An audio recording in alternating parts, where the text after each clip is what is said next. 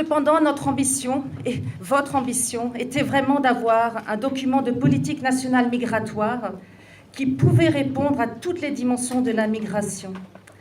Et ceci depuis les questions de données, pour mieux connaître par exemple la diaspora, aussi de savoir et de spécifier quels étaient les risques aujourd'hui encourus par les travailleurs immigrés au Sénégal. Il s'agissait aussi de se pencher sur la question de sécurisation des frontières, des questions de sécurité sociale, de santé, des populations mobiles, sans oublier aujourd'hui l'importance que prend les déplacements liés au changement climatique. Donc c'était un agenda très très vaste. Il s'avère que la nécessité de trouver des solutions coordonnées bénéficiant à tous n'a vraiment fait que grandir au fil des échanges, alors que de nombreuses communautés ont eu à déplorer, comme vous le savez tous, la mort ou les périls rencontrés par leurs jeunes sur la route de la Méditerranée.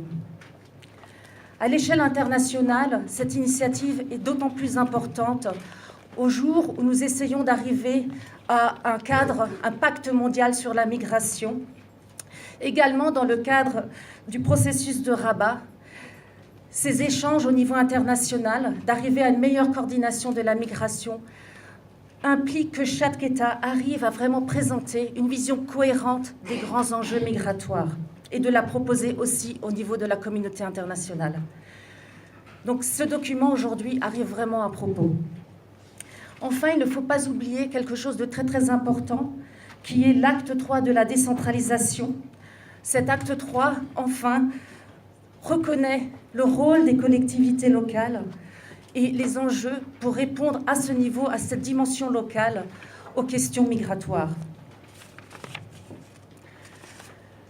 L'Organisation internationale des migrations est donc très très heureuse, dans le cadre du Fonds de l'OIM pour le développement, d'avoir pu appuyer les rencontres qui ont mené à l'élaboration de ce document.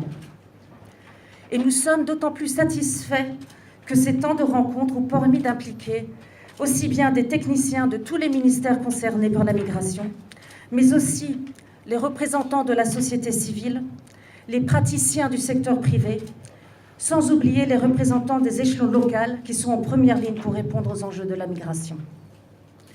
Ce processus a aussi eu une dimension régionale, puisqu'il a énormément intéressé la CEDEAO, qui a tenu à soutenir ces efforts dans le cadre de son projet d'appui à la liberté de circulation des personnes et la migration. La CEDEAO a en effet décidé d'appuyer avec les membres du comité la définition d'un plan stratégique opérationnel complémentaire de ce document de politique.